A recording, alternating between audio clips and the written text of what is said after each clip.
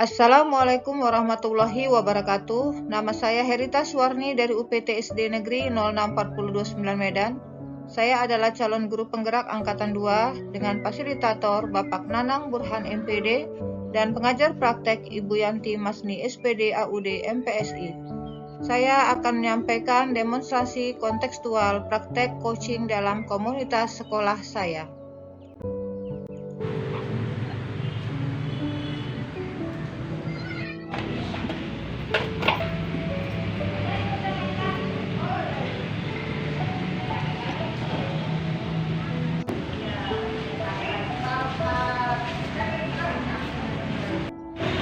Assalamualaikum Bu Inul. Waalaikumsalam Mbak Rita. Gimana kabarnya Bu? Alhamdulillah baik. Cuman saya lihat kok hari ini Ibu seperti kurang, tidak seperti biasanya kan. Biasanya Ibu nampak cerah, ceria, semangat gitu. Hari ini saya lihat seperti ada masalah gitu. Kira-kira apa ya Bu yang Ibu hadapi? Ibu, beberapa hari ini saya memang punya masalah. Cuman ya, mungkin ya Ibu lihat saya seperti ini mau menceritakan sama siapa, tidak ada tempat gitu kan. Takut juga saya nanti kalau ceritakan sama teman-teman jadi bahan pembicaraan yang gimana gitu Bu. Jadi Bu, karena khawatir nanti apa yang Ibu disampaikan lagi ke orang, jadi pemikiran bertambah gitu ya Bu ya. Iya Bu. Tapi Bu, dengan Ibu berbicara nanti apa yang menjadi unek-unek Ibu itu bisa terselesaikan. Saya sih mau berbicara, cuman takut ya saya. Kalau saya berbicara, takutnya Ibu sampaikan sama yang lain. Saya kan malu Bu. Ini kan termasuk aib saya juga. Mudah-mudahan tidak Bu. Kan kita ini sesama guru tuh. Kalau sesama guru itu kan paling tidak kita bisa saling berkomunikasi, bertukar pikiran gitu kan Bu. Suatu saat nanti saya pun barangkali butuh Ibu untuk berbicara, saya akan berbicara ke Ibu. Kira-kira apa masalah Ibu ya? Beberapa hari yang lalu kan Bu, ibu kepala memanggil saya. Jadi ini saya kena tegurannya di sini karena saya sering terlambat beberapa hari. Kira-kira selain Ibu ditegur oleh kepala sekolah, apa lagi masalah yang Ibu hadapi? Ini kemudian tambah lagi masalahnya orang tua murid datang pada saat saya tidak ada di sini, sehingga membuat ibu itu tambah marah sama saya. Saya nggak enak juga sih sebenarnya. Karena ini kan masalah orang tua muridnya kecil ya sebenarnya, dan saya sudah jelaskan sama orang tua itu melalui telepon. Tapi mungkin ibu itu tidak terima juga. Hal sepele sih sebenarnya. Jadi kira-kira apalah tujuan dari yang kita bicarakan hari ini? Apa yang ingin Ibu sampaikan itu tujuan yang akan kita bicarakan ini apa? Kalau bisa masalah saya selesai sih Bu. Karena kan kalau ditambah berlarut-larut, belum lagi masalah saya yang di rumah, tambah di sekolah, saya tidak fokus nanti bekerja. Lama-lama ini saya bisa sakit. Jadi Ibu ingin masalah Ibu selesai gitu Ibu dengan bicara-bicara kita. Ibu ingin masalah Ibu dengan kepala sekolah, dengan orang tua murid, bahkan dengan murid dapat selesai gitu ya. Kira-kira Bu, tadi kan saya dengar Ibu menyampaikan kalau Ibu itu punya masalah sering terlambat beberapa hari ini gitu ya Bu ya. Dan karena kira-kira apa ya alasannya sehingga Ibu bisa terlambat seperti itu? Orang tua saya kan lagi sakit Bu. Jadi kebetulan yang bisa menjaganya kan sekarang tinggal saya yang di rumah itu. Yang lain sudah berumah tangga dan tidak tinggal di situ lagi. Jadi saya lah yang diharapkan untuk bisa membantu. Yang lain bekerja ya memang sih sama-sama bekerja. Cuma kan mereka punya keluarga juga. Saya yang masih gadis di situ, jadi saya yang harus urus. Ini orang tua saya namanya sudah tua juga, penyakitnya sudah selain penyakit tua, penyakit yang lain juga ada. Ya saya harus mengurusnya. makannya apa semua. Belum lagi saya bekerja karena otomatis saya pecah pikiran saya, udah nggak bisa lagi mikirin apa itu. Yang mana kerjaan harus di rumah harus siap, kerjaan sekolah juga harus siap. Jadi karena mengurus orang tua ini sebenarnya sih bukan jadi beban ya Bu, jadi beban untuk mengurus dia. Bagaimanapun ya pasti namanya anak harus orang tuanya harus dijaga juga.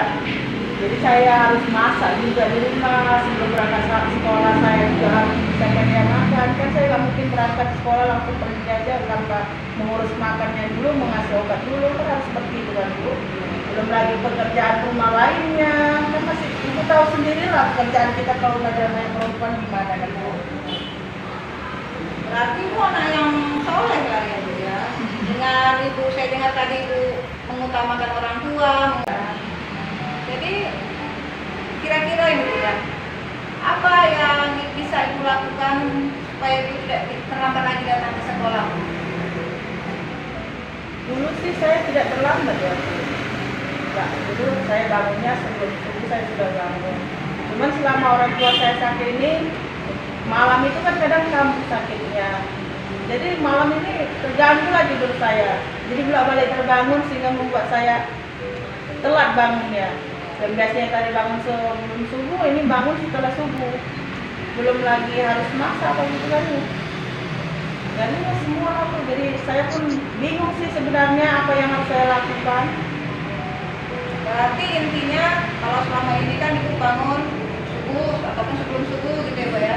Tapi karena Ibu gadang malam mengurus orang tua, maka Ibu agak terlambat bangun gitu ya Bu ya. Iya. Nah, jadi kira-kira supaya Ibu tidak terlambat lagi bangun itu gimana Ibu mengatasi itu? Gimana ya Bu? Iya ya Bu. Itu ada benar juga ya Bu. Gimana ya Bu?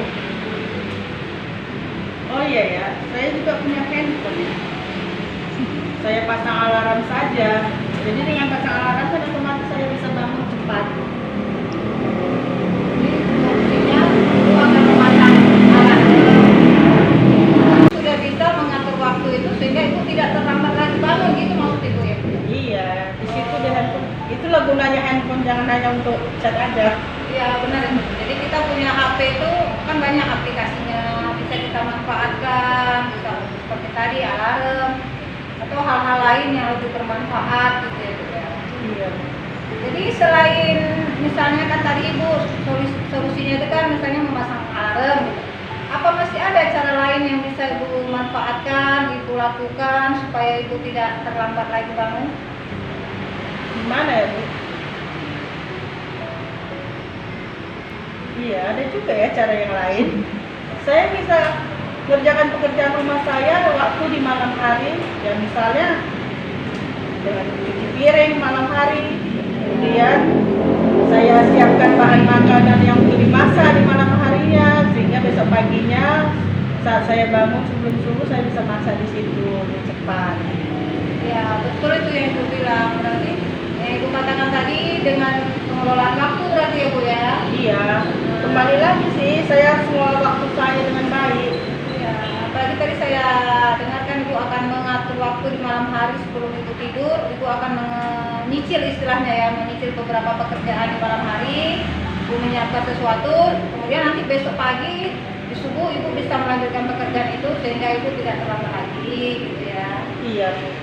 Bagus itu Bu, berarti Ibu sudah bisa mengelola waktu itu dengan lebih baik. Jadi dengan dua cara tadi Ibu ya. Pertama tadi Ibu pasang alarm, kemudian Ibu membagi pekerjaan itu pada malam hari, kemudian besok melanjutkannya gitu ya. Jadi ada dua cara untuk mengatasi keterlambatan Ibu supaya Ibu tidak lagi terlambat ke sekolah.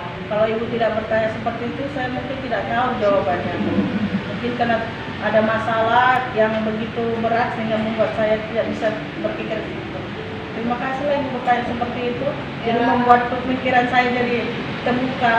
Ya, saya pun berdoa mudah-mudahan orang tua Ibu lekas sembuh, Ibu bisa dapat lebih mudah melakukan segala sesuatu. Karena kita kan kalau sudah orang tua kita dalam keadaan sakit, kita jadi banyak pikiran, nggak fokus gitu ya. Saya kan dapat merasakan perasaan. Amin lah Bu. Mudah-mudahan orang tua saya bisa cepat sembuh. Terima kasih ya Bu atas doanya. Kemudian tadi ada juga saya dengar ibu punya masalah dengan orang tua murid gitu ya Bu ya. Itu bagaimana itu cara ibu menyelesaikan masalah itu? Sebenarnya sih Bu, masalahnya sederhana, cuma orang tuanya saja yang membesarkan. Saya sudah telepon orang tuanya minta dijelaskan, cuma tidak mau terima. Saya sudah pernah bilang sama anaknya, kalau mengerjakan soal itu harus ada jalannya. Sebenarnya sih Bu, masalah dengan orang tua ini masalah yang sangat sederhana, cuma orang tuanya saja yang membesarkan masalahnya. Saya sudah jelaskan melalui telepon, tapi ibu itu tidak mau terima. Saya sebelum memberikan materi pada saat memberikan materi sama anak, saya menjelaskan sama mereka agar setiap pengerjaan soal itu dibuat jalannya, khusus matematika. Kalau seandainya tidak dibuat jalan, saya akan kurangi nilainya. Kalau namanya tugas matematika kan harus ada prosesnya. Sama seperti kita ke sekolah, kan tidak mungkin kita terbang ke sekolah langsung sampai ke sekolah. Karena harus ada prosesnya dari mana ke mana. Kalau dia berjalan kaki, dari jalan mana yang dilalui sampai ke mana. Sama seperti itu dengan ujian matematika, biar tahu anak prosesnya bagaimana mendapatkannya. Kalau dia tidak tahu prosesnya, pasti dia tidak akan mengerti. Dari dasar yang kita ajarkan, sehingga sampai dia besar, dia mengerti dari mana proses itu terjadi. Berarti di sini ibu ingin menekankan kepada orang tua murid bahwasanya untuk menyelesaikan soal permasalahan di dalam matematika itu harus ada proses, ya kan Bu? Harus ada jalan, tidak langsung jadi. Jadi anak pun belajar dari proses itu sehingga anak itu bisa paham. Gitu maksud ibu ya? Iya Bu. Bagus itu Bu. Berarti ibu ingin memberikan pemahaman kepada orang tua dan murid juga. Selain itu apa lagi yang akan dilakukan? Rencana yang akan dilakukan? Memperbaiki metode pembelajaran saya lah Bu, kemudian lagi berkomunikasi dengan orang tua dengan baik ya, orang tua murid, sehingga tidak ada kejadian seperti ini lagi. Kemudian ya berbicara juga dengan kepala sekolah, kalau yang kemarin hanya masalah paham saja, kemudian ya terlambatan saya jangan sampai terjadi lagi. Kalau bisa itu yang terakhir kalinya. Iya, saya tertarik sekali Bu dengan yang tadi Ibu katakan tentang metode atau memperbaiki metode pembelajaran. Jadi dengan mengelola pembelajaran yang Ibu lakukan di kelas gitu ya maksud itu. Jadi anak-anak itu mungkin lebih paham gitu ya Bu ya. Ya, bukan hanya itu juga ya. Haruslah kita sebagai seorang guru kan selain metode pembelajaran tadi ya harus dekat juga dengan murid-muridnya. Dengan begitu kan murid otomatis menganggap gurunya ini seperti orang tuanya juga, jadi dia mau belajar. Benar itu. Menggali semua emosinya gimana supaya dia mau belajar, minatnya itu bertumbuh. Ya, materi pembelajaran yang akan saya lakukan ya saya akan memusatkan sama anak ya Bu. Pertama saya akan membuat anak ini dulu secara mandiri, apakah maunya apa, bagaimana dia mengerjakannya, mencari solusinya. Kalau memang nanti ternyata tidak bisa juga, saya akan buat berkelompok. Pertama kelompok besar lagi. Seandainya di kelompok besar ternyata tidak bisa juga, misalnya terdiri dari 8 orang atau gimana, ternyata dia tidak bisa berkembang juga, tidak mengerti juga, saya akan membuat kelompok kecil. Dari kelompok kecil itu tidak bisa juga, ya mau tidak mau saya harus membimbingnya secara langsung. Bagaimanapun ini kan anak didik. Kalau dia berhasil, otomatis kan ada rasa bangga juga. Namanya kita guru, kalau bisa murid ini harus lebih pintar dari kita. Jangan dimanapun ya, namanya kalau dibilang murid ini dulu kan kita merasa gagal. Jadi kita mau kan murid ini juga pintar, jadi kita harus memusatkan yang pada anak ya, supaya mereka mau mengembangkannya, cari tahu apa minatnya, gimana cara mengajarkan seperti itu. Memusatkan pada anak saya akan coba seperti itu. Bagus sekali deh Bu dengan metode-metode yang Ibu jelaskan tadi. Tadi yang saya lihat Ibu ingin kalau pertama mandiri gitu ya Bu ya. Ibu mendidik anak untuk mandiri, berarti dia harus berusaha secara kemampuan dia gitu kan. Kemudian ada juga tadi rencananya akan membuat pembelajaran itu dengan cara berkelompok atau berkolaborasi gitu ya Bu ya. Memang dengan cara berkolaborasi ini kan nggak usah kan murid kita sebagai guru aja dengan kolaborasi itu kita jadi bertambah pengetahuan, berbagi ilmu gitu ya Bu. Iya. Jadi mengajarkan supaya punya rasa empati, memberikan masukan-masukan, membimbing gitu. Itu memang cara yang bagus ya. Kemudian yang saya lebih tertarik lagi tadi Ibu mengatakan akan membimbing anak secara berdiferensiasi tadi dengan membimbing anak langsung. Jadi anak-anak yang memang mempunyai kemampuan yang sangat rendah, yang dia tidak bisa bekerja sama misalnya berkelompok dengan temannya, itu akan langsung membimbingnya belajar dengan ibu gitu ya. Itu sebenarnya suatu ini ya, suatu bentuk kemajuan dalam pendidikan, karena jarang-jarang guru bisa berbuat seperti itu. Kalau saya salut Bu dengan cara yang Ibu rencanakan tadi. Dimanapun Bu, namanya anak didik, kita kan harus membuat dia anggap seperti anak kita sendiri. Kalau kita tidak anggap dia seperti anak kita sendiri, kita tidak akan merasa ada tanggung jawabnya, itu jadi kurang. Jadi kalau kita anggap mereka sebagai anak didik kita, anak kita sendiri, kita itu akan bukan hanya mengajar, tapi juga mendidik. Kalau cuma mengajar udah biarkanlah, mau pintar dia mau mudah terserah. Jadi kalau kita mendidik mereka, kalau mereka bodoh, kita juga merasa gagal bagaimanapun. Tapi kalau mereka pintar, ada rasa bangga di diri kita tuh, udah berhasil gitu anak yang mendidik ini. Senang hati saya kalau mereka berhasil. Iyalah, sebagai pendidik itu kita memang bukan hanya mengajar dan memberikan ilmu gitu. Tapi lebih daripada itu kita mendidik mereka menjadi anak-anak bangsa yang memiliki karakter yang baik gitu ya Bu ya. Bagus kan ya saya bagus rencana itu tadi yang apalagi tujuan utama tadi berakhlak dan apa beriman ya Bu ya. Kira-kira dari situ rencana Ibu akan datang gitu kan, apa yang paling prioritas yang akan Ibu lakukan? Prioritas saya ya, selain sekolah ya tadi, ya, pastinya yang keluarga saya juga yang orang saya mau saya kerja itu juga jangan sampai yang di rumah juga terlantar, harus balance dia.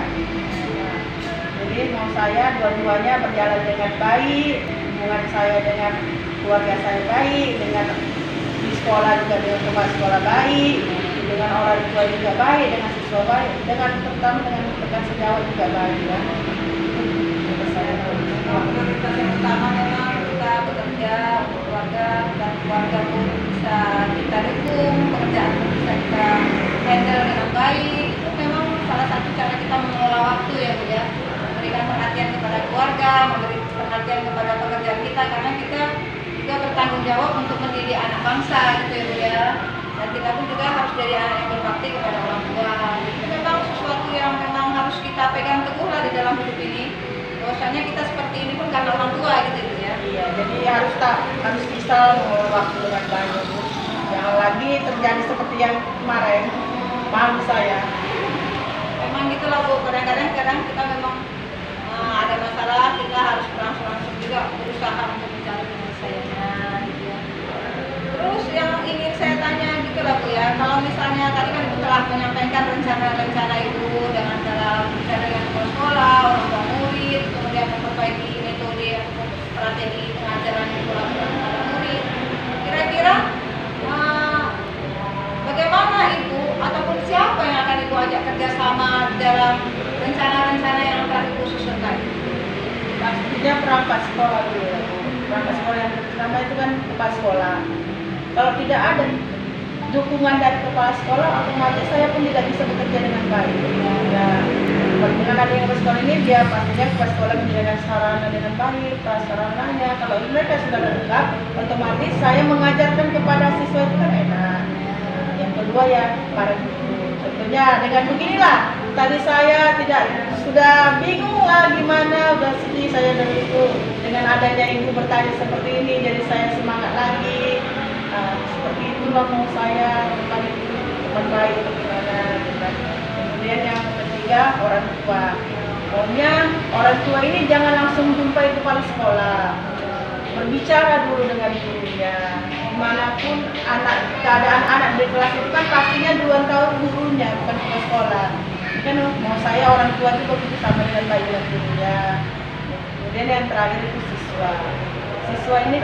Tapi itulah gunanya teman tadi kan, ada pemimpin, ada teman. Dengan Ibu bicara seperti ini, saya jadi tahu solusi saya menghadapi orang tua saya gimana, pimpinan saya, orang tua murid sama murid. Terima kasih kali ya Bu Herita, dengan Ibu mau berbicara dengan saya, dapat membantu saya meringankan masalah saya, membuka pikiran saya. Terima kasih Bu Herita. Sama-sama Bu Inu, saya juga sebagai teman Ibu merasa bahagia dengan tadi Ibu telah menyampaikan apa komitmen yang akan Ibu lakukan. Itu memang sesuatu yang sangat bagus menurut saya ya Bu ya. Ya sebagai teman lah gitu ya. Memang kita itu memang harus saling mendukung. Saya pun karena tadi saya lihat itu murung, memang sudah 2 hari, 3 hari ini saya perhatikan itu murung saja. Makanya saya beranikan diri untuk bertanya. Mulanya pun saya agak segan gini ya. Kira-kira kalau saya bertanya salah apa tidak gitu ya. Tapi ternyata Ibu memang welcome orangnya. Dan saya bahagia Bu bisa berbincang-bincang. Ya memang orang tua Ibu lekas sembuh, masalah Ibu dapat diselesaikan, dapat lebih fokus bekerja dan dapat lebih berprestasi lagi. Saya yakin Ibu pasti bisa. Amin. Terima kasih Bu Herita. Demikianlah tayangan praktek coaching Mode Tirta yang telah saya lakukan di UPT SD Negeri 064029 Medan. Semoga dari tayangan ini dapat bermanfaat buat kita semua. Jangan kamu merasa lemah dan jangan bersedih, sebab kamu paling tinggi derajatnya jika kamu beriman. Makin dalam iman dan ilmu yang kamu miliki, maka kamu akan makin merasakan kedamaian. Demikianlah demonstrasi kontekstual coaching. Salam guru penggerak, merdeka belajar. Terima kasih. Assalamualaikum warahmatullahi wabarakatuh.